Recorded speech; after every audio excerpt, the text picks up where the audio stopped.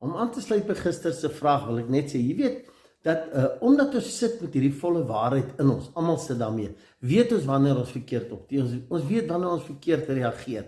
En baie keer, in baie mense se lewe is dit die geval, wanneer hulle wegstap van so 'n situasie, dan voel hulle nie lekker nie. Hulle weet hulle kon anders gereageer het, maar hy ou manier, hy onbeskofte of kortaf of skinder of afpraat manier, wat hulle nou gestap het, dit serve hulle nie, hulle hou nie daarvan nie.